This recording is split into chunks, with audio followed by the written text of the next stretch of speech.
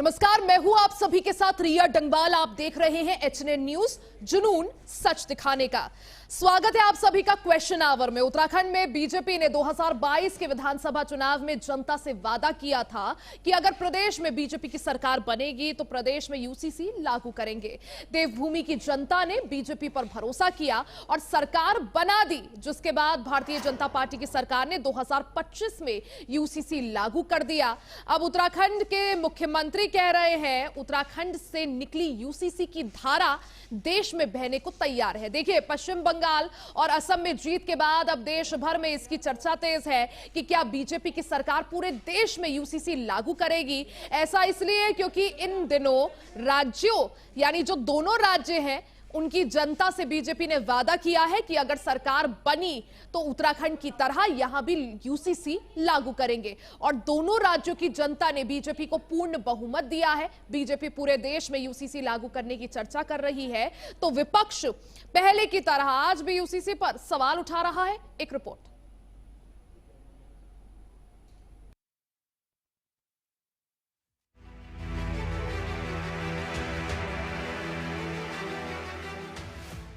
देवभूमि उत्तराखंड से निकली यूसीसी की धारा अब असम और पश्चिम बंगाल तक बहने को तैयार है। इन दोनों राज्यों में हुए विधानसभा चुनाव में भाजपा ने अपने संकल्प पत्र में यूसीसी लागू करने का वादा किया था। असम में एक बार फिर भाजपा की सरकार बनने और पश्चिम बंगाल में पहली बार भाजपा की सरकार बनने के बाद संभावना जताई जा रही है कि इन दोनों राज्यों में यूसीसी लागू हो सकता है। मीडिया के सवालों पर उत्तराखंड के मुख्यमंत्री पुष्कर सिंह धामी कहते हैं कि बंगाल चुनाव में जीत सामान्य जीत नहीं है। बीजेपी आने वाले दिनों में संकल्प पत्र पर काम करेगी। एक तो बंगाल की जीत कोई सामान्य जीत नहीं है। ये वहाँ की जनता की आशाओं की, आकांक्षाओं की और हमारे प्रधानमंत्री नरेंद्र मोदी जी के नेतृत्व में जो आज पूरे देश के अंदर डबल इंजन की सरकारें विकास का पर्याय बन चुकी हैं, सुशासन का पर्याय बन चुकी हैं और लंबे समय बाद बंगाल भी उस दिशा में चला है। और यूसीसी उत्तराखंड में 2022 के आम चुनाव में आदरणीय प्रधानमंत्री श्री नरेंद्र मोदी जी के नेतृत्व में उत्तराखंड के जनता के साथ दिया गया वचन था, जो देवभूमि उत्तराखंड में लागू हुआ। उत्तराखंड देश का पहला राज्य है जहां पर बीजेपी की सरकार ने 2025 में यूसीसी लागू किया है। अब राज्य के मुखिया पुष्कर सिंह धामी इस बात पर जोर देते हैं कि उत्तराखंड में जब यूसीसी लागू हो रहा था तो फिर उन्होंने कहा था कि जिस तरह से गंगा देवभूमि की गंगोत्री से निकलकर पूरे देश को जल और जीवन देने का काम करती है, उसी तरह से यूसीसी की गंगा देवभूमि से निकल अन्य राज्यों में भी लाभ देगी। अब दिखाई देने लगा है। प्रधानमंत्री नरेंद्र मोदी ने कहा कि अब यूसीसी देश की आवश्यकता हो गया है। जिस प्रकार से गंगा देवभूमि से निकलकर, गौमुख से निकलकर पूरे देश को जल और जीवन देने का काम करती है, उसी प्रकार से यूसीसी की गंगा भी देवभूमि उत्तराखंड से निकलकर पूरे देश के अन्य राज्यों को भी लाभ देगी। और वो अब दिखाई देने लगा है। धीरे धीरे सभी राज्य उस दिशा में आगे बढ़ रहे हैं और हमारे प्रधानमंत्री जी ने भी कहा है कि अब यूसीसी देश की आवश्यकता हो गया है। उत्तराखंड में साल 2022 में हुए विधानसभा चुनाव के दौरान बीजेपी ने सरकार बनने के बाद प्रदेश में यूसीसी लागू करने का वादा किया था। सरकार बनने के बाद बीजेपी ने देवभूमि उत्तराखंड में यूसीसी लागू कर दिया। यूसीसी लागू करने के साथ ही उत्तराखंड आजादी के बाद देश में यूसीसी लागू करने वाला पहला राज्य बना। अब असम और पश्चिम बंगाल में भी कुछ ऐसा ही देखने को मिल सकता है। इन दोनों राज्यों के चुनावी संकल्प पत्रों में यूसीसी लागू करने का वादा किया गया। इधर विपक्ष इसे लेकर सवाल उठा रहा है। जिस तरीके से पुष्कर सिंह धामी जी ये कह रहे हैं कि यूसीसी की जो नदी यहाँ से बही वो पूरे देश में बहेगी, बिल्कुल बहाइए। और अच्छा तो तब होता जब प्रदेश के मुखिया ये कहते कि रोजगार की जो लहर है, रोजगार की जो गंगा है वो पूरे देश में बहेगी, जिसकी शुरुआत उत्तराखंड करेगा। और जो है महिला सम्मान की जो बात है उसकी शुरुआत उत्तराखंड करेगा, तो समझ में भी आता। लेकिन भारतीय जनता पार्टी से आप ना महिला सम्मान की उम्मीद कर सकते हैं, ना ही आप उनसे जो है है शिक्षा व्यवस्था दुरुस्त कराने की या जो है स्वास्थ्य व्यवस्था दुरुस्त कराने की, ना पलायन को रोकने की बात नहीं कर सकते। मैं कहती हूँ बिल्कुल आप गंगा बहाइए, लेकिन उस गंगा को बहाने से पहले यूसीसी क्या है ये धामी जी को खुद को समझ आ जाना चाहिए। जहाँ आपने महिलाओं के सम्मान की बात कही तो ठीक है, जो है बहु विवाह से छुटकारा मिला, क्या प्रदेश की जनता इतनी सशक्त है और इतनी मुझे लगता है शिक्षित है कि उसे पता है कि कानून क्या कहता है और कानून पे वो भरोसा रखती है। लेकिन आप महिला सुरक्षा की बात करते हैं, सम्मान की बात करते हैं, जिन्होंने 33% महिला आरक्षण की आड़ में जो है संविधान को खुर्द बुर्द करने का बिल पास कराने की कोशिश की, जिसको विपक्ष ने ध्वस्त करने का कार्य किया। तो ऐसी बातें भाजपा के लोगों के मुंह से अच्छी नहीं लगती। अगले साल यूपी, उत्तराखंड सहित कई राज्यों में विधानसभा का चुनाव होना है और जहां भी चुनाव हो रही है वहां बीजेपी संकल्प पत्र में यूसीसी का जिक्र कर रही है। चुनावी राज्यों में बीजेपी की सरकार उत्तराखंड के यूसीसी को मॉडल के रूप में पेश कर रही है। चुनावी सभाओं में प्रधानमंत्री मोदी से लेकर गृह मंत्री अमित शाह तक यूसीसी की चर्चा करते हैं। उत्तराखंड में यूसीसी लागू है और बीजेपी की सरकार कई राज्यों में यूसीसी लागू करने का वादा कर चुकी है। उत्तराखंड में यूसीसी का कांग्रेस ने विरोध किया तो जाहिर है कि अगर पूरे देश में इसे लागू किया जाता है तो इसका विरोध तय है। Bureau report HNN 24/7।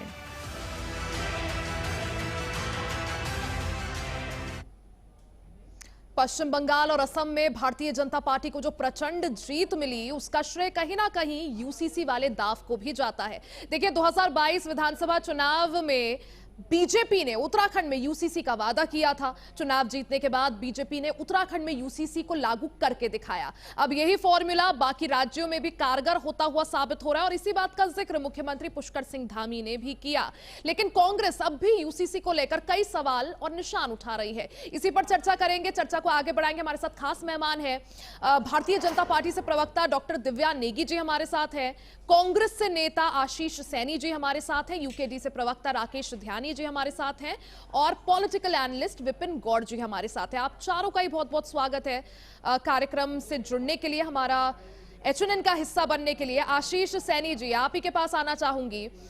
2022 चुनाव में भारतीय जनता पार्टी ने यूसीसी लागू करने का वादा किया था। बीजेपी को उत्तराखंड में मैंडेट जनता ने दिया, वही मैंडेट पश्चिम बंगाल और असम में भी मिला है। दोनों ही राज्यों में यूसीसी का वादा किया था। अब सीएम धामी ये कह रहे हैं कि उत्तराखंड से जो यूसीसी की धारा निकली है उसका असर देश भर में नजर आ रहा है और जनता का समर्थन भी मिल रहा है। क्या अब भी आप मानेंगे कि कांग्रेस को यूसीसी से विरोध है, और अगर है तो आखिर क्या वजह कि कांग्रेस यूसीसी को लेकर आपत्ति जताती है, क्यों सवाल उठाती है यूसीसी को लेकर?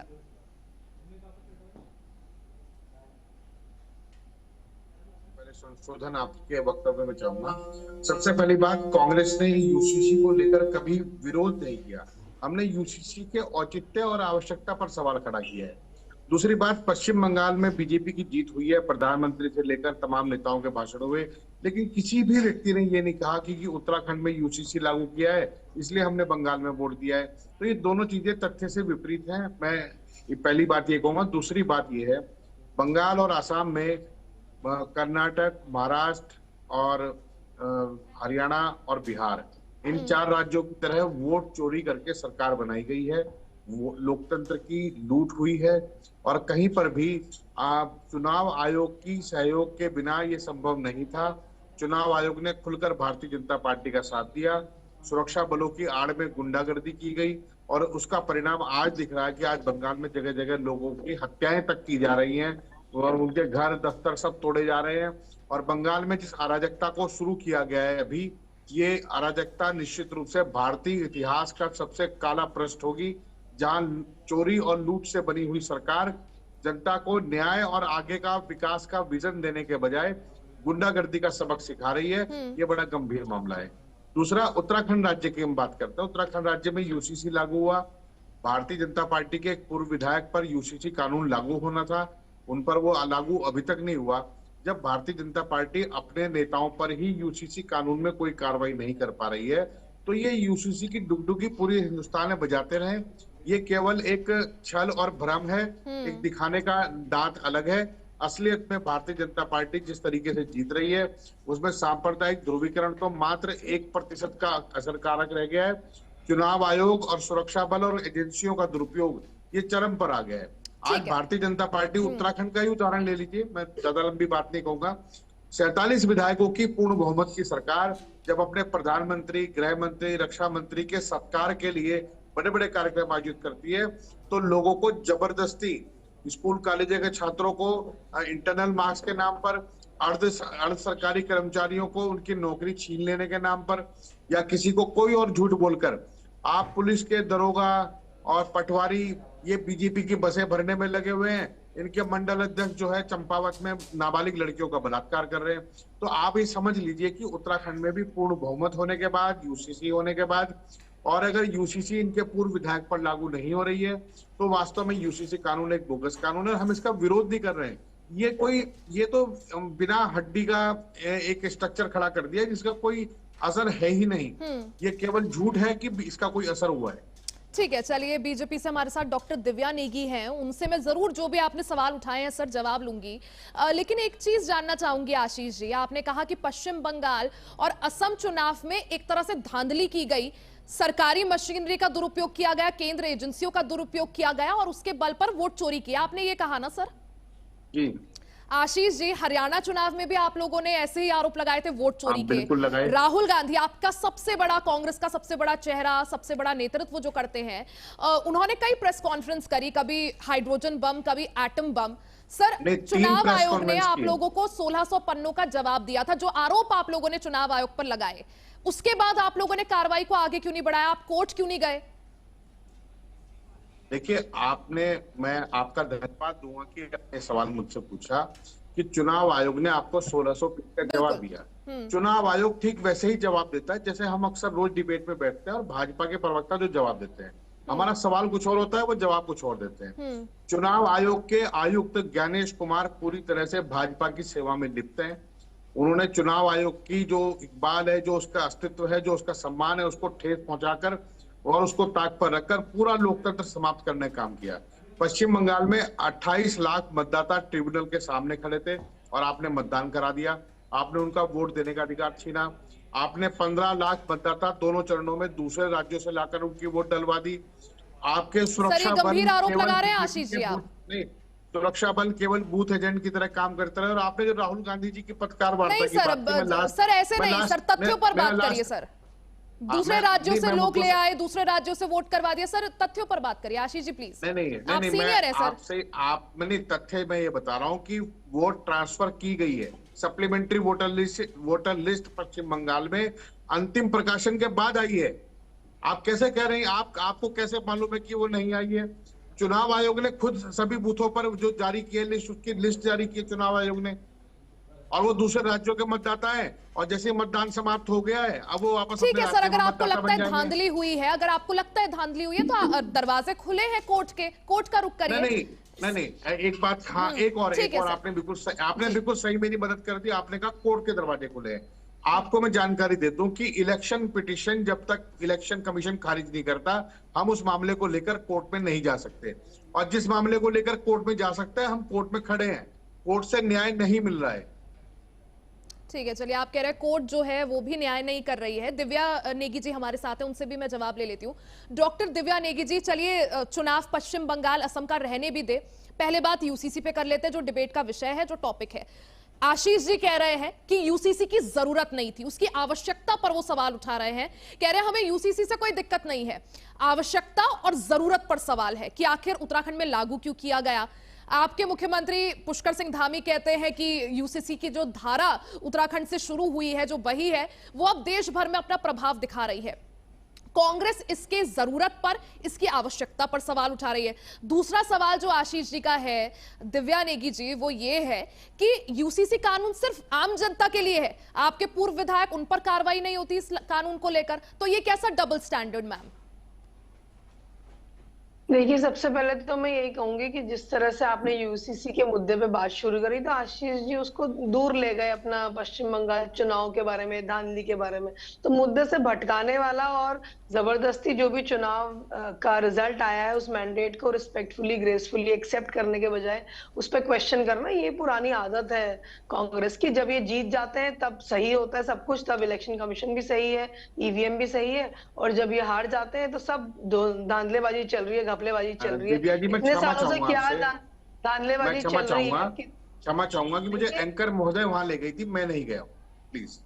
देखिए जितने सालों से वहां टीएमसी के रूल में धांधलेबाजी चल रही है, जिस तरह का वहां पे क्राइम चल रहा है, वो सब हम देखते हुए आ रहे हैं खुलेआम। अब लोग डर के माहौल से बाहर निकल रहे हैं और सामने आके बोल रहे हैं किस तरह से उनके वोट आके डाल दिए जाते थे।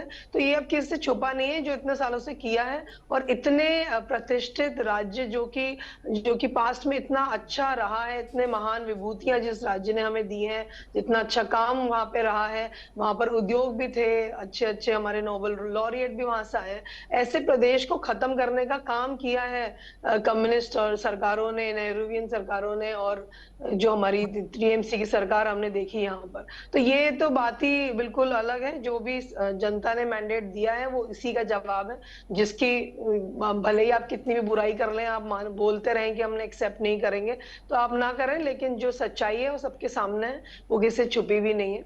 अब हम यूसीसी के बारे में बात करें तो यूसीसी का औचित्य क्या है, उसकी जरूरत क्या है, अगर ये भी यहाँ पर बताना पड़ रहा है, बार बार बात करनी पड़ रही है कि किस तरह से धर्म की आड़ में अपने कानून लगाकर महिलाओं का शोषण किया जाता था, उनको परेशान किया जाता था, उनको बहुविवाह और तलाक के जरिए उनको संपत्ति से दूर रखा जाता था, उनका पूरा जीवन बर्बाद किया जाता था। ये सब भी अगर बताने की जरूरत पड़ रही है किसी को भी, तो मुझे लगता है ये बहुत ही दुखद स्थिति है कि हमें ये समझाना पड़ रहा है कि कितनी जरूरत है इस तरह के कानून की, कि कानून की नजर में सभी लोग एक ही दृष्टि से देखे जाएं और जेंडर और धर्म और इन चीजों के, जाति के आधार पर कोई भी भेदभाव ना किया जाए, सभी के लिए एक तरह के कानून हो और उन कानूनों का पालन किया जाए। ये बात अगर हमें समझानी पड़ रही है और हमारी विपक्षी पार्टी बोल रही है कि इसका कोई औचित्य नहीं है, तो मुझे लगता है कि आप बिल्कुल आंखें मूंद रहे हैं अपने समाज की एक बहुत बड़े वर्ग से, एक महिलाओं से। आप मानने को ही तैयार नहीं है कि ये बहुत कुरीतियां हमारे समाज में है जो महिलाएं झेलती आ रही हैं सालों से, और इसके बहुत सारे उदाहरण हमने खुद देखे हैं। और यूसीसी लागू होने के बाद बहुत सारी महिलाओं ने खुद सामने आकर ये बात मानी है कि इससे बहुत चीजें बदलेंगी और उनको इससे बहुत आराम मिलेगा, फायदा मिलेगा। तो इस चीज को बार बार ये कहना, सिरे से नकार देना एक कानून को, जो कि कानून बिल्कुल एक ह्यूमैनिटेरियन ग्राउंड्स पे एक कानून है जिसकी जरूरत है, तो ये मुझे लगता है कि बहुत ही गलत है कि आप उसको बिल्कुल ही नकार दें। क्यों? केवल इसलिए कि वो भारतीय जनता पार्टी की सरकार लेकर आई है। तो ये नहीं होता है। जो सही किया जा रहा है, आप बिल्कुल विपक्ष हैं, आप बिल्कुल खुलेआम आकर बताइए कि क्या गलत हो रहा है, उस पर उंगली उठाइए, लेकिन जो सही हो रहा है उसको सही कहने के लिए भी खड़े रहिए और बोलिए कि हाँ, एक बहुत बड़ा सेगमेंट है। आशीष जी, अगर एक बेटी और एक बेटे है। को, चाहे वो किसी भी धर्म के हों, उन्हें अपने पिता की पैतृक संपत्ति में बराबर का हक मिलता है, तो क्या ये गलत है? अगर हलाला और इद्दत जैसी कुरीतियों से मुक्ति मिलती है, तो क्या ये गलत है सर? 2003 में मिल गया था समान अधिकार। बिल्कुल। नहीं, आपने क्योंकि आवश्यकता नहीं है, जरूरत नहीं है, इसलिए मैं पूछ रही हूँ आपसे। नहीं, आप मुझसे सवाल पूछ रही हैं राकेश जी से? नहीं सर, आपसे ही सवाल है आशीष जी, कि आपने कहा था कि जरूरत नहीं है, आवश्यकता नहीं है। आज मुझे लगता है कि आपकी जबान पर सरस्वती विराजमान है। जो सवाल पूछा जाना चाहिए, आपने बिल्कुल मेरे मन से वही सवाल पूछा। जो कानून पहले से लागू है, सिविल मैरिज एक्ट के जो प्रावधान लागू हैं और जो जायदाद में भागीदारी के जो कानून लागू हैं, उन्हीं को दोबारा से यूसीसी में लिख लिया गया है। यानी अलग अलग फूल उठाकर आपने गुलदस्ता बनाया, उसका नाम रखा यूसीसी। उसमें आपने जो राज्य के लोग, जिसमें केवल मुस्लिम आबादी के वो पुरुष जो एक से अधिक विवाह करने की उत्तराखंड में रहने के बाद इच्छा करते, केवल उनको प्रतिबंधित करने का काम किया। कांग्रेस पार्टी नहीं, देश के अनेक, दुनिया के अनेक मुस्लिम देशों ने भी बहुविवाह प्रथा को प्रतिबंधित करने का काम किया है और बहुत सारे देश इस दिशा में विचार भी कर रहे हैं। भारत में इसको उत्तराखंड में लागू किया गया, हम इसको धन्यवाद देते हैं कि मुख्यमंत्री ने लागू किया। लेकिन ये जो मांग है, ये सिविल मैरिज एक्ट में जब आप आएंगे तो वहां पर ये पाएंगे कि एक से सर, लेकिन सिविल कोड हिंदुओं और मुसलमानों के लिए अलग अलग है सर। नहीं, अगर आप हिंदू कोड बिल को समझती हैं तो हिंदू कोड बिल में तो महिलाओं को संपत्ति में अधिकार ही नहीं है। ये तो सिविल नहीं, मतलब अगर अलग अलग फूलों से गुलदस्ता बन रहा है तो कांग्रेस को गुलदस्ता पसंद नहीं आ रहा? नहीं, गुलदस्ता पसंद नहीं है। जो पहले से लागू कानून है उसको इसमें लिख लेने से कोई अलग बात नहीं होगी, वो पहले से लागू है। 2005 के बाद यदि किसी पिता की मृत्यु होती है तो उनकी बेटी को अपनी संपत्ति में बराबर का अधिकार है। वो अपनी इच्छा से अपना अच्छा हिस्सा सर, छोड़ दे तो मुसलमानों बात में अलग भी है। यही चीज है? नहीं, मुसलमान अगर आप हिंदू और मुस्लिम दोनों की बात करेंगे तो मैं आपको दो फैक्ट आपके सामने तो रखना चाहूंगा सर आपके क्या दर्शकों धर्म के के लिए। आधार पर सिविल कोड अलग नहीं, अलग बिल्कुल होना चाहिए? नहीं, मैं आशीष आपको जी घुमाइए मत मैं सर, धर्म के आधार पर सिविल कोड अलग अलग होना चाहिए? नहीं, पहली बात तो सिविल कोड एक होता है। हम्म। सिविल जो हिंदू मैरिज एक्ट है और मुस्लिम मैरिज एक्ट है, इसमें दो अलग अलग चीजें हैं। अभी हमारी जो बड़ी नेता हैं दिव्या नेगी जी, उन्होंने कहा कि मुस्लिम महिलाओं को तीन तलाक की कुप्रथा से मुक्त कराने के लिए यूसीसी में प्रावधान किया गया। मैं सहमत हूं और मैं इनका धन्यवाद देता हूं। मुझे बताइए, जो 25 लाख हिंदू महिलाएं बिना तलाक दिए, बिना किसी व्यवस्था के अपने घर पर रह रही है, शादी से अलग होकर अपने पति से अलग रहेगी, जिनको एक साधारण बोलचाल की भाषा में कहा जाता है कि उनको छोड़ दिया गया है, क्या उसके लिए कानून बनाने की फुर्सत भी का या उसकी दो लाइन यहाँ लिखने का उद्देश्य है या समझ इनकी सरकार को है या नहीं है? जिन हिंदू महिलाओं को बिना तलाक दिए सिर्फ धक्के देकर घर से बाहर निकालकर छोड़ दिया गया है। आप अगर एक महिला के अधिकार की रक्षा करते हैं जो शादी में है और वो शादी से अलग होती है, तो उसको विवाह से अलग होने के कारण उसको क्या सुरक्षा इस कानून के अंतर्गत मिली है? मैं मुस्लिम महिलाओं को तो इन्होंने बता दिया, अब मैं हिंदू महिलाओं के लिए सवाल कर रहा हूं तो इनके पास जवाब नहीं है। दूसरी बात, आपने एक चीज और कही कि जो पॉलीगैमी है, एक सर्वे के मुताबिक उत्तराखंड राज्य में जो एक से अधिक शादी करने वाले मुसलमानों की संख्या एक से अधिक शादी करने वाले हिंदुओं से कम है।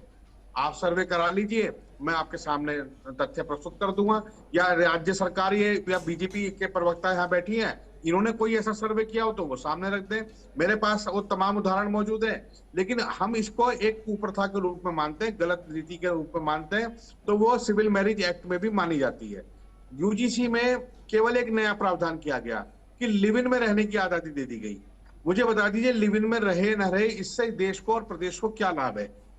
इतना ये बीजेपी की महोदय है, ये प्रवक्ता महोदय ये बता देंगी तो मैं इनका धन्यवाद प्रेषित कर दूंगा आपके माध्यम से। बताइए दिव्या जी, वो पूछ रहे हैं लिव इन में रहे ना रहे, इससे देश प्रदेश को क्या मतलब? देखिए, ये तो बिल्कुल ही ऐसी बात हो गई कि आप अब जो समाज में जो भी चल रहा है, जो हमें दिख रहा है आईने में कि समाज में किस तरह की सिस्टम चल रहा है, किस तरह से लोग रह रहे हैं, उसके प्रति आप बिल्कुल आंख मूंद लें और आप बोलें कि नहीं जी हमें क्या मतलब है लिव इन में रह रहे हैं नहीं रह रहे हैं। हमने बहुत सारे कोर्ट केसेस देखे हैं जहां पर लिव इन में रहने के बाद जो महिला और पुरुष होते हैं वो कोर्ट पहुंचते हैं और उस पे फिर वो एक दूसरे पे केस करते हैं और डिमांड करते हैं अलग अलग राइट्स की, प्रॉपर्टी पे भी और फैमिली के से रिलेटेड भी। उन्हीं सारी प्रथाओं को, ये देखिए, इस पे किसी का कंट्रोल नहीं होता है समाज में। अगर कोई और ऐसा कुछ भी है ना कि आशीष जी कि अगर लिव इन में रहने के बाद झगड़ा होता है, अनबन होती है, बात नहीं बनती, लेकिन अगर कोई संतान हो जाती है तो उसको अधिकार मिलेगा ऑफिशियली। बिल्कुल, मैं आपसे निवेदन करूंगा कि मुझे 20 सेकंड का समय दीजिए। लिव इन में रहने के कारण यदि कोई व्यक्ति किसी विवाद में आता है तो उसके लिए माननीय सुप्रीम कोर्ट का पहले से ही क्लियर गाइडलाइन है कि यदि लिव इन में रहने के बाद संतान हो या संपत्ति में भागीदारी हो या कोई भी मैटर। सर, अगर उत्तराखंड तो में सरकार ये अधिकार दे रही है, ये हक दे रही है, तो फिर सुप्रीम कोर्ट की लड़ाई कोई क्यों करेगा? नहीं, मैं कह रहा हूं कि विवाहित पत्नी को अधिकार पहले से ही मिले हुए हैं। यूजीसी कानून में एक नहीं, विवाहित को कहा ना सर आपने, विवाहित को। लिव इन में कोई विवाह करके थोड़ी ना रहता है, लिव इन में क्यों रहते हैं लोग? नहीं, सुन तो लीजिए आप, मेरा जो जवाब है वो ये है कि लिव इन में रहने वाले व्यक्ति की संपत्ति के अधिकार के बारे में यूजीसी कानून में एक सिंगल लाइन नहीं लिखी। वहां केवल ये लिखा हुआ है कि अगर लिव इन में रह रहे हैं तो आपको रजिस्ट्रेशन कराना अनिवार्य है। इसमें संपत्ति के अधिकार, बच्चे होने पर उनके अधिकार के बारे में एक सिंगल लाइन नहीं है। ये वो कानून लागू है जो पहले से ही कुछ कहना चाह रहे हैं। जी ध्यानी जी। जी रिया जी, एक्चुअली जो अभी हम यूसीसी की बात कर रहे हैं तो धरातल पे सच्चाई कुछ और है। उत्तराखंड को आपने एक नाम तो दे दिया कि हमने उत्तराखंड में पहला प्रदेश हो गया जिसने यूसीसी लागू किया। उस यूसीसी कानून से हमें क्या मिला, उत्तराखंड की जनता को क्या मिला? यहाँ तो कोई ऐसा था ही नहीं। आपके पास बगल में उत्तर प्रदेश है जहां मुसलमानों की, ये केवल एक विशेष धर्म को एक टारगेट करने के लिए एक बनाया था। ठीक है, कानून आता है कोई तो उसके अच्छे पहलू भी होते हैं, कुछ कमियां भी उसमें होती हैं। अब आप हमारी संस्कृति के हिसाब से ले लीजिए, मैं हमारे दोनों प्रवक्ता बैठे हुए, मैं आपसे पूछ रहा हूँ, क्या आप अपनी बहन और अपनी बेटी को अलाउ करेंगे किसी के साथ लिव इन में रहने के लिए? शायद आपका जवाब ना होगा, लेकिन कानून में आप फिर भी उसकी तरफदारी में लगे हुए, क्योंकि हमारी संस्कृति नहीं है। वो अगर वेस्टर्न कल्चर में जाते हैं, वेस्टर्न कल्चर में हो सकता है, लेकिन सर हमारी लेकिन जो समय भी भूमिका- ध्यानी जी, लेकिन समय भी बदल रहा है ना सर, समय भी बदल रहा है और समय के साथ हमें भी बदलना ये पड़ता हमसे है। permission Change is the लेके only थोड़ी constant, युवा सर। मतलब इस पर चर्चा को जरूर आगे बढ़ाएंगे सर। माफी के साथ रोक रही हूँ, ब्रेक के बाद आप ही से मैं चर्चा की शुरुआत करूंगी। आप सभी बने रहिएगा। देखिए, उत्तराखंड में बीजेपी ने 2022 के विधानसभा चुनाव में जनता से वादा किया था कि अगर प्रदेश में बीजेपी की सरकार बनेगी तो प्रदेश में यूसीसी लागू करेंगे। देवभूमि की जनता ने बीजेपी पर भरोसा भी किया, सरकार बना दी, जिसके बाद बीजेपी की सरकार ने 2025 में यूसीसी लागू भी किया। अब उत्तराखंड के सीएम कह रहे हैं उत्तराखंड से निकली यूसीसी की धारा देश में बहने को तैयार है और अन्य राज्यों में भी लोग इसका स्वागत कर रहे हैं। इसी पर चर्चा करेंगे क्योंकि कांग्रेस अब भी यूसीसी पर बड़े सवाल उठा रही है। यहां रुक रहे हैं, छोटे से ब्रेक के लिए फौरन वापस आएंगे, बने रहे हमारे साथ।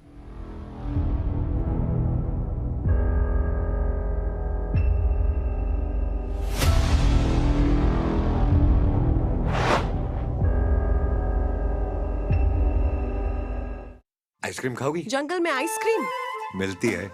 समर कूल रेफ्रिजरेटर, आप अपनी ड्यूटी निभाओ, ये अपनी ड्यूटी निभाएगा। समर कूल, लाइफ बनाए वंडरफुल। गोल्डी छोले मसाले, जहाँ जाए रिश्ते बनाए। गोल्डी लाए हैं फ्रेश लॉक टेक्नोलॉजी, जो रखे मसालों को हर समय फ्रेश। फर्श की टाइल्स को चेंज करो, बड़ी स्लिपरी हैं। थर्मोकूल वॉशिंग मशीन। थर्मोकूल, इंडिया का नया अंदाज। हर रोज हो जाता हूँ लेट, साफ नहीं होता है मेरा पेट। अबे घोचू, जीके स्ट्रॉन्ग करने का अक्खा इंडिया को मालूम है। पेट सफा, हर रोग दफा, एक ही जगह।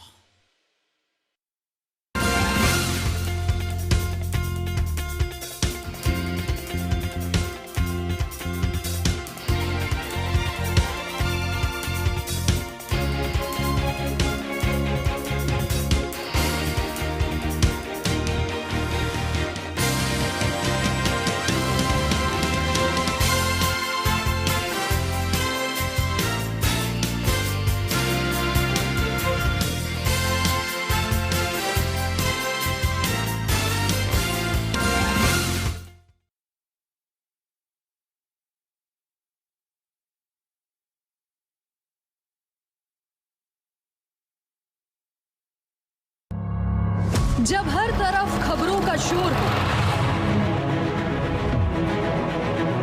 जब सच और अफवाह में फर्क ना हो, तब एक चैनल उठता है सवालों की रोशनी लेकर, आपके हित की आवाज बनकर। एचएनएन न्यूज, जुनून सच दिखाने का।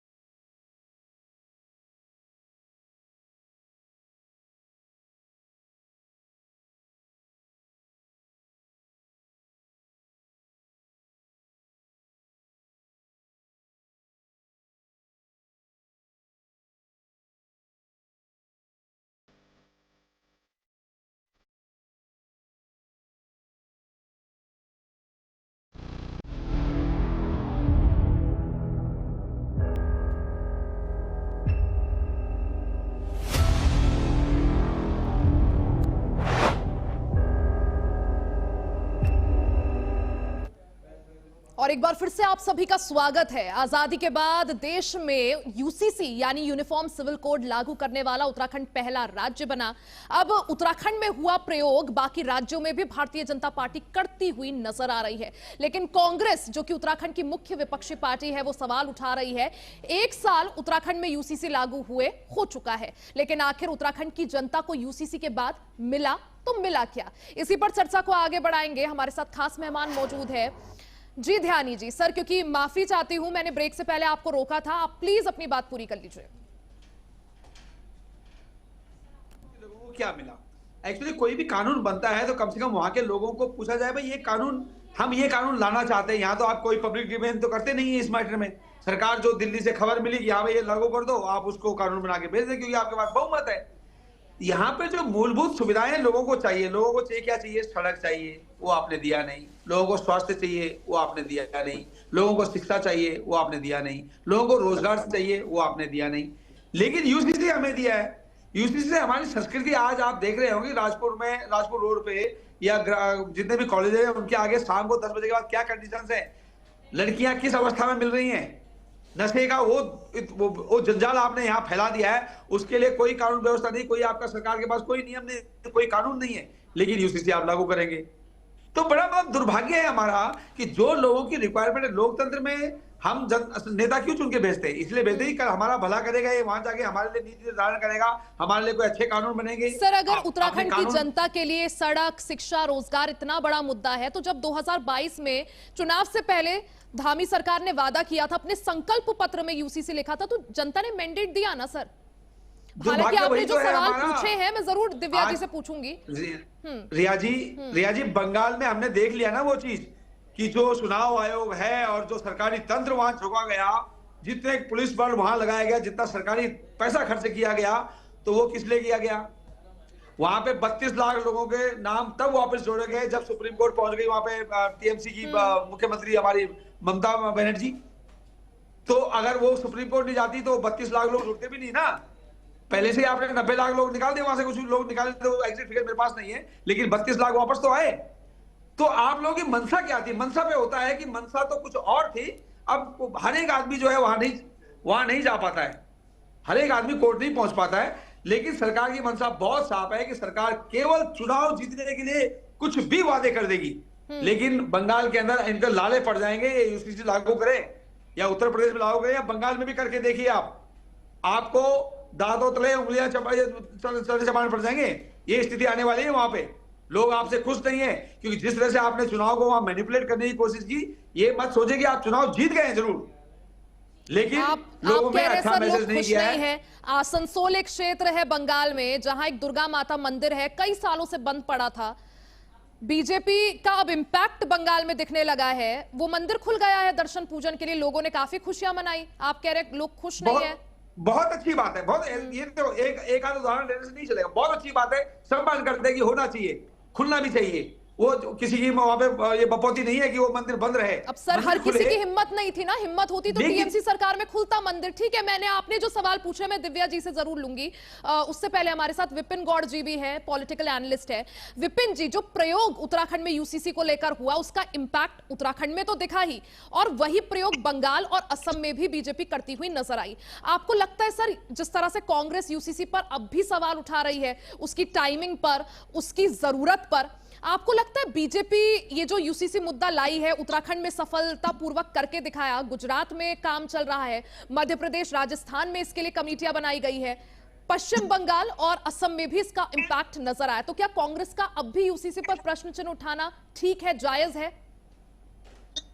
देखिए, यूसीसी कानून जो है वो बहुत ही अच्छे तरीके से इम्प्लीमेंट होना चाहिए था, और अच्छी बात है कि ऐसा सिविल कोड आना चाहिए हर राज्य के अंदर, जहां से हर राज्य को उसकी जो अपनी चीजें हैं वो अपने लोगों को मिल सके।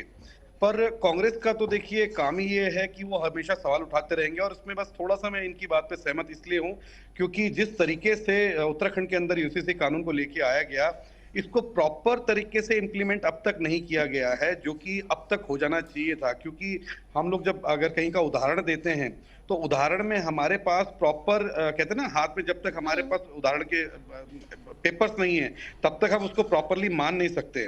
तो यूसीसी जो आया है वो अच्छा है, पर मैं जिस तरीके से थोड़ा सा मैंने अभी आशीष जी को सुन रहा था, अब बंगाल अगर बीजेपी जीत गई है तो आपको इतना दुख क्यों हो रहा है? आपके वहाँ सीटें नहीं है इसलिए दुख हो रहा है कि बीजेपी वहाँ हमारी सीटें नहीं आई, इतना दुख, हमारी सीटें नहीं आई सर, दुख नहीं होना चाहिए। अगर वोटर पूरे होते तो आशीष जी केरलम जीतने की तो खुशी होगी। अच्छा लग रहा था कि आशीष जी केरलम जीतने की तो खुशी होगी। सरकार में कत्लेआम हो रहा था, तमिलनाडु भी बोल देते, केरला भी बोल देते, मतलब इनको इस चीज की खुशी, इनको खुशी नहीं हो रही होगी क्योंकि बंगाल में जिस तरीके से हिंदुओं को मारा जा रहा था, काटा जा रहा था, तब इनको खुशी हो रही थी। आज वहां पर सेना, मतलब इनका काम ही सेना के ऊपर लांछन लगाना है। जब भी हमारी सेना कुछ करती है तो इनका हमेशा यही कहना होता है कि ये झूठ है, इसका प्रूफ दिखाओ, ऐसा करो। अब हमारी सेना को वहां इससे लगाया गया था कि वहां पर प्रॉपर तरीके, पहली बात तो सेना को नहीं लगाया गया है, इलेक्शन कराया जाए, वहां पर वहां पर जो है सेना वहां नहीं लगी है, पहले आप संशोधन कर लीजिए, सेना संशोधन कर लीजिए अपने वक्तव्य में, हमारे संशोधन कर लीजिए। पहले तो आप सुन लीजिए ना, पहले आपने लगातार इतने झूठ बोले हैं, उसका जवाब तो लीजिए। मैं बीजेपी से नहीं हूं जी भाई साहब, पिछले 24 घंटे में 4 हत्याएं हुई हैं। झूठ के मामले में सिर्फ मुकदमा दर्ज किया जाए, किसके नाम पर दर्ज किया जाए? पिछले 24 घंटे में 4 हत्याओं की जिम्मेदारी डॉक्टर विपिन जी आप लेंगे, कौन लेगा? कांग्रेस सरकार से ज्यादा झूठ बोलने वाली आप बताइए ना, 4 हत्याओं की जिम्मेदारी कौन लेगा? और आप कह रहे हैं कि हत्याएं हुई है, पूरा चुनाव बदल गया, जरा एक भी हत्या का उद्देश्य बताइए कहाँ हुआ है? कौन से राज्य के अंदर? नहीं, ये झूठा नैरेटिव बना रहे हैं। आपको तो लोगों ने आपको मौका मिला है अगर अपनी बात कहने का, तो आप झूठ मत बोलिए। क्षेत्रीय पार्टियां हैं वो आपसे बड़ी पार्टी हो गई हैं। तो मैं ये बोलना चाह रहा हूं कि आपको लोगों ने नकार दिया है, और इस नकारेपन से आप लोग इतने ठीक है। डॉक्टर दिव्या में आ गए हैं कि आप कुछ भी बोले जा रहे हैं। समझ में नहीं आ रहा है कि जो पॉलिटिकल एनालिस्ट हैं उन्हें बीजेपी के जीतने की और कांग्रेस के हारने की इतनी खुशी क्यों हो रही है? नहीं, मुझे तो खुशी हो रही है, खुशी नहीं हो रही है, मुझे आपके चेहरे से खुशी हो रही है। जहां पर बंगाल आपने 4 झूठ बोले, बंगाल के अंदर झूठ बोले अभी अपने वक्तव्य में। मेरे पास तो एग्जांपल है। बोले आपने, आप लोग शायद जाके देखते नहीं होंगे, आप लोग बैठे हुए हैं, हम लोग तो पत्रकार हैं, हम लोग 4 झूठ बोले हैं। बिल्कुल मैं साफ कह रहा हूँ। चलिए ठीक है, खुशी है उन्हें कांग्रेस, सर आशीष जी, खुशी है उन्हें कांग्रेस केरलम जीती, तमिलनाडु में भी समर्थन दे दिया है। सर एक सेकंड, केरल का नाम लेते मुद्दे पर बात कर लेते हैं सर, ठीक है केरल में, सर मुद्दे पर बात कर लेते हैं। केरल, तमिलनाडु, पश्चिम बंगाल, असम चुनाव हो चुका है। केरल में आपकी कांग्रेस पार्टी नहीं जीती है, आपका अलायंस जीता है, आपका अलायंस। कांग्रेस पार्टी नहीं जीती है, अलायंस जीता है। काम नहीं चलेगा। ठीक है सर, मैं अपने आप को करेक्ट कर लेती हूँ। कांग्रेस प्लस जो केरलम में अब सरकार बनी है, आशीष जी, उसकी तो खुशी होगी, या वहां भी धांधली हुई है? मैं कह रहा हूँ कि राजनीतिक विश्लेषक के रूप में आरएसएस का आदमी नहीं चलेगा। आपने 4 झूठ बोले, ये चारों व्हाट्सएप पर आए हुए झूठ है। मैं आपसे एक सवाल पूछ रहा हूँ सिर्फ, आपने कहा हत्याएं होती थी, 1.5-2 महीने से चुनाव चल रहा है, एक अकेली राजनीतिक हत्या नहीं हुई है पूरे बंगाल में, पश्चिम बंगाल में, और पिछले 24 घंटे में 4 हुई है, 4 हत्याएं हुई हैं। कौन जिम्मेदारी लेगा इसकी? आप लेंगे जिम्मेदारी? अभी तो मुख्यमंत्री आप ही की है, ममता बनर्जी है। अभी तो मुख्यमंत्री ममता बनर्जी है। नहीं, मैं कह रहा हूँ मुख्यमंत्री ममता बनर्जी, दंगे कौन कर रहे हैं? अब तो कपड़ों से भी नहीं पहचानना, अब तो दंगे तो जो सर बौखलाए हुए हैं वो करेंगे, बाकी लोग तो शायद खुशी में ही है वहाँ। ठीक है, ठीक है। अब अच्छी बात है, बीजेपी का झंडा लेकर घूम रहे हैं, जब तोड़फोड़ करने वाले लोग बीजेपी का झंडा लेकर घूम रहे हैं। सर ठीक है सर, यूसीसी पर कर लेते हैं सर चर्चा, प्लीज आशीष जी।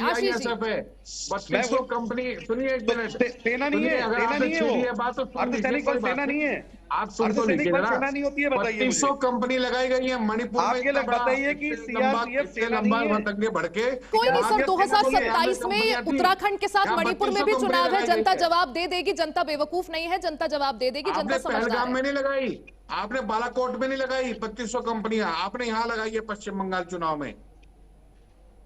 ठीक है सर, एक second sir, doctor Divya Negi से जवाब ले लेते हैं। डॉक्टर दिव्या नेगी जी, सर जिस तरह से सवाल उठ रहा है कि 1 साल हो चुका है उत्तराखंड में यूसीसी लागू हुए, बेनिफिट किसको हुआ, फायदा किसका हुआ? और ध्यानी जी ने जैसे सवाल उठाया कि जो असली मुद्दे हैं, पलायन, बेरोजगारी, शिक्षा, स्वास्थ्य, रोजगार, उन मुद्दों पर भारतीय जनता पार्टी का फोकस नहीं है, उन मुद्दों को टैकल नहीं किया गया, जनता के लिए काम नहीं किया गया। उसके बजाय यूसीसी जैसा मुद्दा लाया जाता है, उसको भुनाया जाता है, जनता के बीच जाया जाता है। लेकिन चलिए आप ले आए यूसीसी, बढ़िया, लेकिन क्या आपने इंप्लीमेंट उसे सही से किया? ये सवाल तो अभी विपिन जी ने भी उठा दिया कि इंप्लीमेंटेशन जैसी होनी चाहिए थी वो नहीं हुई। एग्जैक्टली। देखिए, पहले तो ये जो आशीष जी ने बात उठाई कि 4 हत्याएं हो गई हैं पिछले दिनों में, तो मुझे यही दोगलापन पसंद नहीं आता है कांग्रेस का कि जब इतने 400 हिंदुओं की हत्याएं हुई, इतना सब कुछ प्रताड़ना किया गया, बुरा किया गया, तब कभी इन्होंने नहीं बोला, कभी भी इन्होंने नहीं बोला कि जो भाजपा के हिंदू कार्यकर्ता मारे गए, जो लोग की जान गई है, किस तरह का टॉर्चर किया है, कभी कोई वक्तव्य नहीं आता इनकी पार्टी की तरफ से। और अभी इसको कोट कर रहे हैं कि जो 4 लोगों की हत्या हुई है वो भी दुख की बात है, लेकिन आप ये मत भूलिए कि उससे पहले किस तरह की हत्या हुई है। पूरे के हाँ, तो जो टीएमसी ने किया इतने सालों में, और लगातार जो हिंसा देखते आ रहे हैं, जो आरजी कार का इंसिडेंट हुआ, चुनाव में बताया ही नहीं एक बार भी, जो पूरा का पूरा हाल उन्होंने बंगाल में किया हुआ था। मतलब मुझे समझ में नहीं आता कि कैसे कोई इतना निर्दयी हो सकता है कि वो उस पार्टी के लोगों के को सराह रहा है या ये बोल रहा है कि वो अच्छा काम कर रहे थे, और अब जो आया है वो पार्टी खराब कर भाषण दिए तो 400 हत्या। बिल्कुल भी सर आशीष जी, 2021 में जब पश्चिम बंगाल में चुनाव हुआ तब कितने लोगों की हत्या हुई सर? नहीं, मैं कह रहा हूँ लगातार देख रहे हैं 400 लोगों की हत्याओं का इन्होंने भी जानकारी दी है। अभी दिव्या जी ने अभी जानकारी दी है, तो ये जानकारी ने प्रधानमंत्री को देनी चाहिए थी, 10-12 सीटें और फालतू निकल आती। अब प्रधानमंत्री तो बोल के नहीं आए वहां पे तो पूरा बंगाल चुनाव निबट गया, किसी ने 400 हत्याओं का बात नहीं की। इन्हें पता नहीं किसने बता दिया, वो तो कार्यकर्ता खुलेआम बोल रहे हैं, बता के चला गया कोई वो अधिकारी घोषणा करने की क्या जरूरत है? इस तरह से नहीं, आप जनता बोल रही है, उन्होंने जिन लोगों ने लोग खोए हैं, भारत पता है सरकार क्या हुआ है वहाँ पे। दिव्या जी, भारत सरकार का एक विभाग है गृह मंत्रालय, उसकी एक वेबसाइट है, एनसीआरबी का डाटा वहां अपलोड किया जाता है, और 400 हत्या, राजनीतिक हत्याओं का कोई जिक्र वहां पर नहीं है। आपको 400 हत्याओं वाला कितनी हत्याएं ममता बनर्जी ने करी है, कितना खुलेआम कॉलेज के स्टूडेंट्स ने आके बताया है कि हमारे साथ के कितने बच्चों को मार दिया गया, कॉलेज के स्टूडेंट्स को मार दिया। एनसीआरबी के डेटा में कुछ नहीं है, आपके पास कहां से आया? और सुनिए, बीजेपी के डेटा में नहीं है, लोगों ने तो बता रहे हैं ना, वीडियोस बन रहे हैं, 400 हत्या हुआ, जो बच्चे बोल रहे हैं, जो जनता बोल रही है, वो झूठ थोड़ी है। आपको कहां से याद आ गया? दिख रहा है ना, मतलब 4 हत्याएं करने के लिए आप एक, चलिए ठीक है, जो 4 हत्याएं पश्चिम बंगाल में हुई है बीते 24 घंटे में, आशीष जी वो जांच का विषय है, और मुझे लगता है जांच आगे भी बढ़ेगी, और जो कसूरवार होंगे, जो दोषी होंगे, उन्हें सजा भी मिलेगी। चर्चा को आगे जरूर बढ़ाएंगे, यहाँ रुक रहे हैं छोटे से ब्रेक के लिए। आप सभी पैनलिस्ट बने रहिएगा। देखिए 2022 में जब उत्तराखंड में चुनाव होने थे, तब भारतीय जनता पार्टी ने अपने संकल्प पत्र में घोषणा की थी कि अगर हमारी सरकार आएगी तो हम यूसीसी लागू करेंगे। बिल्कुल वैसा ही हुआ, बीजेपी सरकार को मैंडेट मिला और यूसीसी लागू भी हुआ। उत्तराखंड में लागू हुआ यूसीसी की धारा अब पूरे देश में बहती हुई नजर आ रही है, लेकिन कांग्रेस अब भी इस पर आपत्ति और सवाल उठा रही है। इसी पर चर्चा को जारी रखेंगे। यहां रुक रहे हैं छोटे से ब्रेक के लिए, फौरन वापस आएंगे, बने रहे हमारे साथ।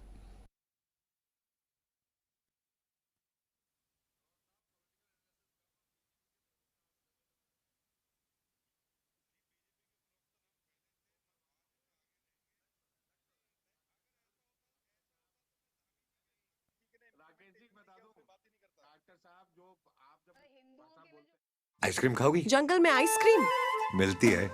समर कूल रेफ्रिजरेटर, आप अपनी ड्यूटी निभाओ, ये अपनी ड्यूटी निभाएगा। समर कूल, लाइफ बनाए वंडरफुल। गोल्डी छोले मसाले, जहाँ जाए रिश्ते बनाए। गोल्डी लाए हैं फ्रेश लॉक टेक्नोलॉजी, जो रखे मसालों को हर समय फ्रेश। फर्श की टाइल्स को चेंज करो, बड़ी स्लिपरी हैं। थर्मोकूल वॉशिंग मशीन। थर्मोकूल, इंडिया का नया अंदाज। हर रोज हो जाता हूँ लेट, साफ नहीं होता है मेरा पेट। अबे घोचू, जीके स्ट्रॉन्ग करने का अक्खा इंडिया को मालूम है। पेट सफा, हर रोग दफा, एक ही जगह।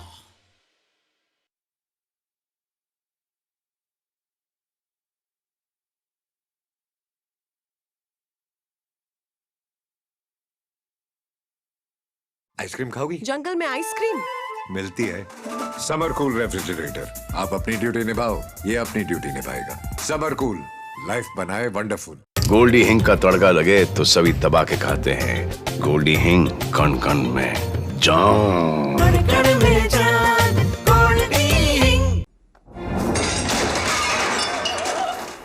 फर्श की टाइल्स को चेंज करो, बड़ी स्लिपरी हैं। थर्मोकूल वॉशिंग मशीन। थर्मोकूल, इंडिया का नया अंदाज।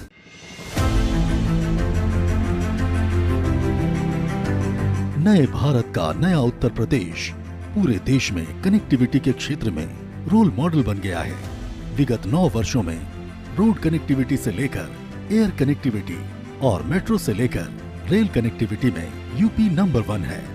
प्रधानमंत्री श्री नरेंद्र मोदी के मार्गदर्शन और माननीय मुख्यमंत्री योगी आदित्यनाथ के सतत प्रयासों से उत्तर प्रदेश विगत 9 वर्षों में सर्वाधिक एक्सप्रेस वे वाला प्रदेश बन गया है। सर्वाधिक अंतर्राष्ट्रीय एवं घरेलू एयरपोर्ट्स के साथ उड्डयन प्रदेश बन गया है। सर्वाधिक शहरों में मेट्रो यहाँ दौड़ती है। रैपिड रेल पहली बार यूपी में ही चली है।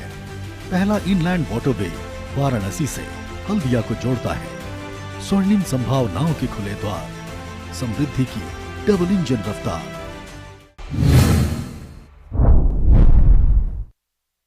हर रोज हो जाता हूँ लेट, साफ नहीं होता है मेरा पेट। अब भी मजा आएगा ना वीडियो। पेट दबा, रोग दबा, सबको पता, फिर तुझको नहीं क्यों है पता? अबे घोचू, अक्खा इंडिया को मालूम है, पेट दबा, हर रोग दबा, एक ही जगह।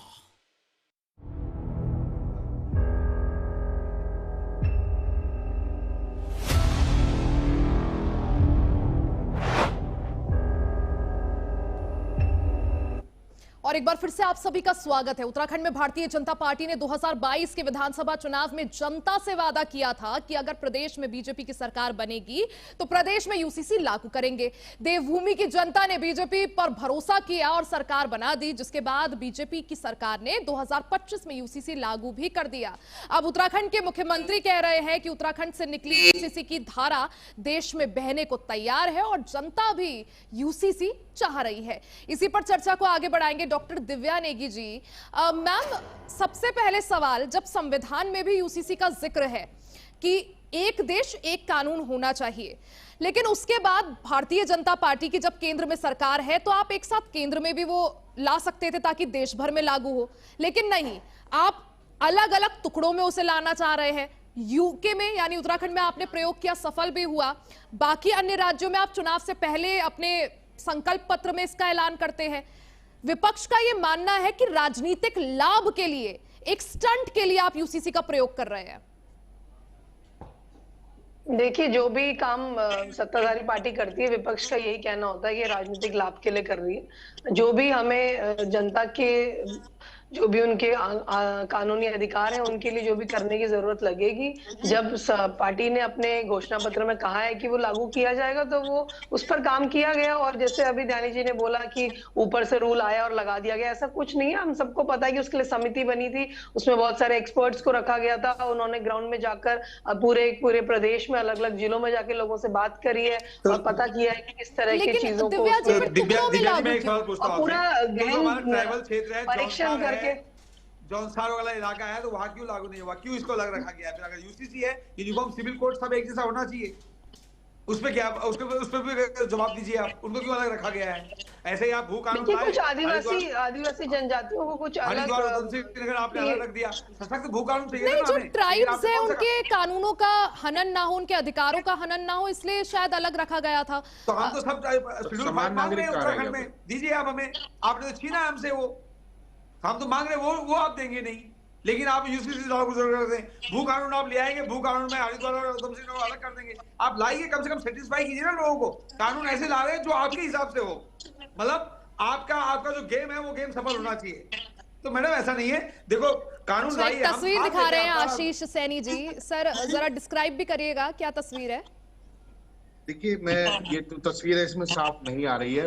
मेरा डिबेट के शुरू में एक सवाल था कि पूर्व विधायक भारतीय जनता पार्टी सुरेश राठौर पर यूसीसी कानून लागू क्यों नहीं हो रहा है, ये सवाल का जवाब मुझे चाहिए बस। दिव्या जी बताइए। उनका कहना है कि स्पेशल लोगों के लिए कानून लागू नहीं होता है, जो वीआईपी है उनके लिए लागू नहीं होता है, आपके नेताओं के लिए लागू नहीं होता है, लेकिन आम जनता के लिए वो कानून लागू है, तो डबल स्टैंडर्ड क्यों?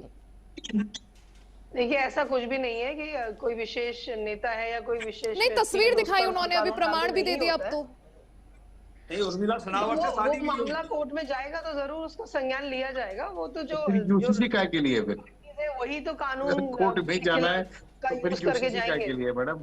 उर्मिला सनावर कल तक हमारे साथ कानून जब भी आता है तो अप्रोच तो लोग ही करते हैं ना कोर्ट को, कोई ऐसा थोड़ी है कि वो खुद से स्व संज्ञान लिया जाता है। सारे कानून बनने के बाद उन्होंने दूसरी पत्नी को सार्वजनिक रूप से अपनी पत्नी स्वीकार किया, पहली पत्नी के जीवित रहते हुए, और जहां स्वीकार किया वहां से मात्र 5 किलोमीटर दूर रहते हुए। अभी भी है, दूसरी पत्नी अभी भी है, वो पहली वाली भी है। उनकी पत्नी अब भी कह रही कि मैं उनकी पत्नी हूँ और मुझे सार्वजनिक रूप से स्वीकार किया गया, उसकी ऑडियो है। हिंदू रीति के अनुसार हम सार्वजनिक रूप से समाज के सामने। उसके बाद उन्होंने उसका खंडन भी कर दिया कि ऐसा कुछ नहीं है, तो ये तो खंडन लेने के लिए तलाक लेना पड़ेगा। वो तो बीवी ने बदनाम करना, शादी आप मंदिर में भी कर सकते हैं, लेकिन डिवोर्स आपको कोर्ट पे लेना पड़ेगा। कैरियर खत्म कर दिया तब वो सब स्टेटमेंट आए। वो 3 तलाक क्या निकल गए। तो साथ में घूम रहा है, करवा चौथ मना रहा है, सब कुछ उनको पानी पिला रहा है, उनके साथ घूम रहा है बंबई में। तो ये ध्यानी जी को उनकी पर्सनल लाइफ का बहुत आइडिया है। ध्यानी जी की दोस्ती है लगता है। कानून पर्सनल लाइफ पर नहीं, मैंने उनको कल मैं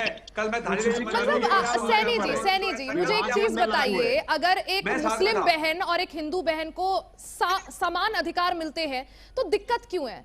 कोई दिक्कत नहीं, क्योंकि आप लोग कहते हैं सर, आशीष जी आप लोग कहते हैं अल्पसंख्यकों के अधिकारों का हनन हो रहा है। हिंदू मुस्लिम आप लोग करते हैं हर चीज में। बीजेपी ने तो एक बार नहीं बोला, उन्होंने तो समानता की बात करी। देखिए हमने सारी योजनाएं आती हैं, सब समान रूप से सबको लाभ मिलता है। बिल्कुल बिल्कुल दिव्या जी मैं सहमत हूँ। यूसीसी कानून में कहीं पे हिंदू और मुस्लिम नहीं लिखा है। तो मेरा ये कहना है कि जो हिंदू महिलाएं बिना तलाक दिए घर बैठी हुई हैं, वो किस कानून के अंतर्गत भारतीय जनता पार्टी उनको न्याय देने का काम करेगी, मुझे इतना बता दीजिए। देखिए जो भी इस तरह की महिलाएं होती हैं जो बिना तलाक के घर बैठी हैं, वो पूरा का पूरा उनके पास अधिकार है, वो कोर्ट जाते हैं, वो केस करते हैं, और ऐसा कभी भी सरकार इस तरह से करेगी नहीं कि घर जा जाकर लोगों को इकट्ठा करेगी कि चलो तुम्हारा केस कराते हैं। तो जब ये पहले से कानून इंडिविजुअल कानून पहले से कानून मौजूद है, उनको दी जाती है, पहले से कानून मौजूद है, तो आपने इसमें क्या नया जो अप्रोच करते हैं उनका केस चलते हैं। नहीं आशीष जी नया ये है ना कि अब इसमें किसी भी धर्म के हो सब लोग एक साथ आ रहे हैं। क्या किया है आशीष जी नया यही तो है, किसी भी धर्म के हो वो एक साथ आ रहे हैं। अब आप उसमें अलग से हिंदू मुस्लिम करना चाह रहे कि हिंदू महिलाएं जो तलाक के बाद भी घर बैठी है। आप सुन लीजिए, आप भी सुन लीजिए सर, मैंने सुना। मेरा कहना है कि जब डॉक्टर अभी दिव्या जी ने बताया कि पहले से कानून अलग से लागू है, वहां पर जाकर वो कंप्लेन कर सकती है वो महिला जिसको बिना तलाक दिए छोड़ा गया है। अगर वो कानून पहले से मौजूद है तो यूजीसी में क्या नई विशेषता है कि जो उसको लाभ मिल सकता है कि अपने वैवाहिक जीवन को सुरक्षित करने या फिर संबंध विच्छेद करने के संबंध में यूजीसी में क्या प्रावधान है? यूजीसी में ऐसा कोई प्रावधान नहीं है। यूजीसी केवल एक पुराने कानूनों का एक दोबारा से आपने बेंच बनाया है जिसका यथार्थ से या न्याय से कोई लेना नहीं है। वो केवल एजेंडा है जिससे वो एक कर सकती थी। कर रहे हैं। सर ये तो कांग्रेस भी कर सकती थी। नहीं कांग्रेस ऐसे उलझुल कानून बनाती नहीं है। नहीं कांग्रेस के एजेंडे में था ही नहीं ना सर, बीजेपी के एजेंडे में था इसलिए उस पर काम हुआ।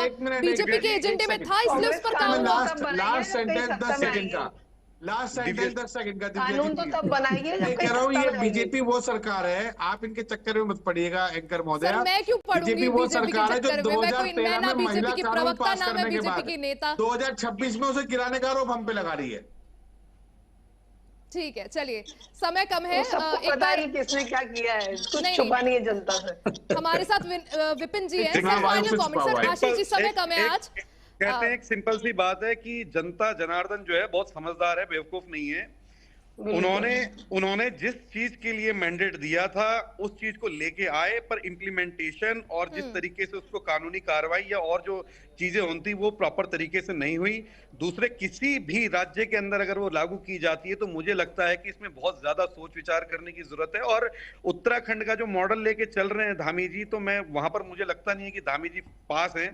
पर हाँ ये है कि जो सेंट्रल से स्कीम लेके आए स्टेट के लिए कि भाई यूसीसी कानून बनाया जाए जिससे महिलाओं को और भी लोगों को फायदा मिले, तो इसका जब तक फायदा नहीं मिलेगा तो इस कानून का कोई फायदा नहीं है, कुछ नहीं होगा। जब तक आम जनता को लाभ ना मिले तब तक इस कानून के होने का जैसा कांग्रेस भी सवाल उठा रही है कि जरूरत क्या थी वो नजर नहीं आ रही। आप सभी का बहुत बहुत शुक्रिया हमारे साथ जुड़ने के लिए, समय देने के लिए। देखिए जिस तरह से उत्तराखंड से शुरू हुआ यूसीसी की जो धारा है अब वो बाकी राज्यों में भी असर डालती हुई नजर आ रही है। ऐसा मैं इसलिए कह रही हूं क्योंकि पश्चिम बंगाल और असम चुनाव से पहले भारतीय जनता पार्टी ने अपने संकल्प पत्र में यूसीसी का जिक्र किया। दोनों ही राज्यों में बीजेपी को प्रचंड जीत मिली, फुल मैंडेट मिला और जनता ने यूसीसी पर भरोसा जताया। लेकिन अब भी कांग्रेस और विपक्षी दल यूसीसी पर सवाल उठा रहे हैं, लेकिन इसका प्रभाव और इंपैक्ट 2027 उत्तराखंड चुनाव में भी देखने को मिलता है या नहीं, कांग्रेस इसे बड़ा मुद्दा बनाती है या नहीं, ये देखने वाली बात होगी। इसी के साथ इस खास बुलेटिन में यानी क्वेश्चन आवर में फिलहाल के लिए बस इतना ही। बने रहे हमारे साथ, देखते रहे HNN न्यूज, जुनून सच दिखाने का।